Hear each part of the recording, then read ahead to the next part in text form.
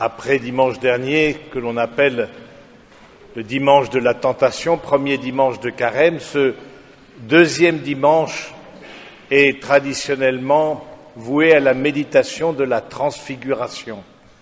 Mais je ne voudrais pas passer sous silence la première lecture du livre de la Genèse, où on voit Abraham qui est appelé à offrir Isaac, son fils, en sacrifice.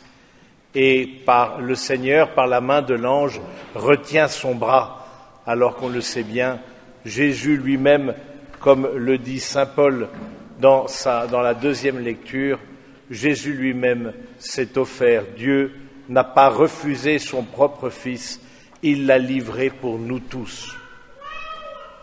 Mais il a fallu une lumière pour que Abraham puisse accomplir le dessein divin. Il a fallu la lumière de la foi. Et si l'on veut prendre un fil rouge durant notre méditation, c'est justement cette question de la foi qui va être au cœur même des lectures de ce dimanche. Il a fallu la foi pour que Abraham puisse découvrir dans l'appel du Seigneur, alors que, à vue humaine, selon un raisonnement strictement naturel, c'était tout à fait aberrant. Isaac, le fils de la promesse, le fils unique qu'il avait tant attendu, eh bien aujourd'hui, il lui est demandé de l'offrir en sacrifice. Dans nos vies, c'est bien souvent comme ça. On ne sait pas pourquoi le Seigneur nous demande telle ou telle chose. Mais la lumière de la foi nous fait découvrir dans cet appel, parce qu'il s'agit bien d'un appel, c'est le récit presque d'une vocation. Abraham, Abraham, me voici. C'est ainsi que commence toute vocation dans la Bible. Eh bien, le récit de cet appel d'Abraham à offrir Isaac en sacrifice, et au fond aussi pour nous, cet appel à accueillir la providence divine telle qu'elle se manifeste. Mais pour cela, il faut une lumière. Et c'est le récit de la transfiguration qui est appelé aussi en Orient la divinisation, le récit de la transfiguration qui nous donne cette lumière suffisante. Au fond, il y a toute une pédagogie dans les lectures du Carême, alors que nous étions plongés avec le premier dimanche dans le récit de la tentation pour nous rappeler que le Carême est d'abord un combat spirituel contre nos penchants mauvais. Aujourd'hui, le Seigneur nous donne une lumière pour rentrer avec plus de force dans une conversion personnelle. Et c'est la transfiguration. Et cette lumière, dimanche prochain, eh bien, elle poussera Jésus à chasser les vendeurs du temple, parce que dès que l'on reçoit la lumière, au fond, il y a des actes que l'on ne pose plus. Il y a aussi une forme d'indignation face au mal. Alors cette pédagogie, à travers les lectures de Carême, nous invite aujourd'hui, avec le récit de la transfiguration, à accueillir cette lumière qui vient de l'Évangile, à l'accueillir comme une grâce qui nous permet de continuer notre chemin de foi.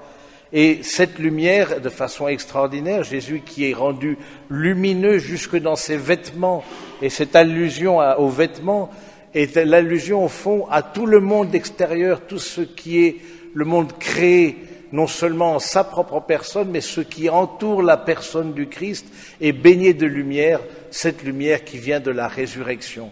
Et nous avons besoin de cette lumière, frères et sœurs bien-aimés, pour avancer sur notre route de conversion. Parce que, justement, nous aurons à poser des actes, des conversions qui ne sont pas toujours faciles. Alors, on voit bien les apôtres qui, Pierre, Jacques et Jean, on peut dire les apôtres les plus proches du Christ qui vont vivre un certain nombre d'épisodes avec lui, eh bien, le fait d'avoir expérimenté la divinité du Christ, parce que c'est de cela dont il s'agit, le Christ lui-même manifeste sa divinité par la lumière qui l'entoure, mais aussi par la voix du Père qui se manifeste, celui-ci est mon Fils bien-aimé, écoutez-le. Eh bien, cette lumière va aider les apôtres à rentrer dans la contemplation de la passion.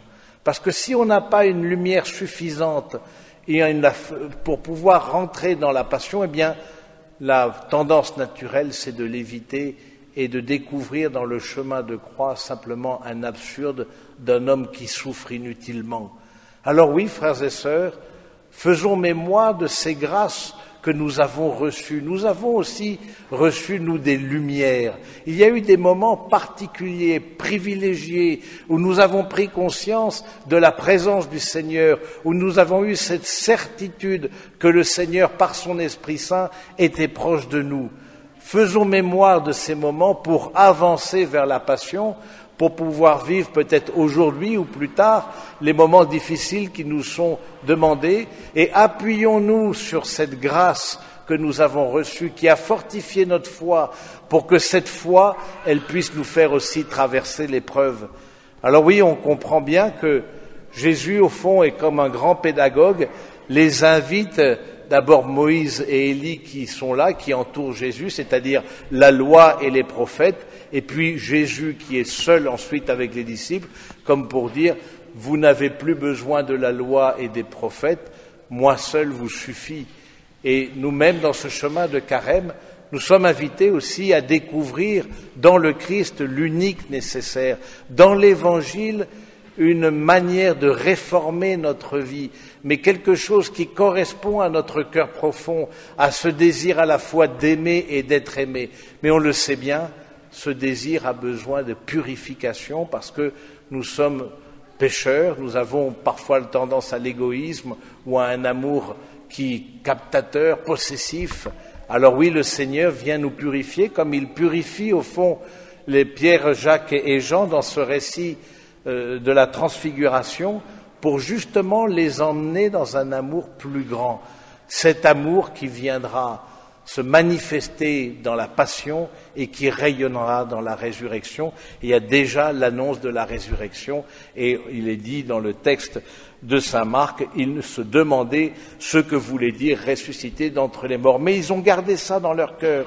Ils ont gardé ça dans leur cœur comme Marie a gardé dans son cœur les paroles de l'ange, elle ne savait pas ce que ça voulait dire, comme nous-mêmes, nous gardons dans notre cœur ces temps de grâce, ces temps d'intimité, pour pouvoir puiser là comme à une source, pour pouvoir nous emmener dans la suite du Christ.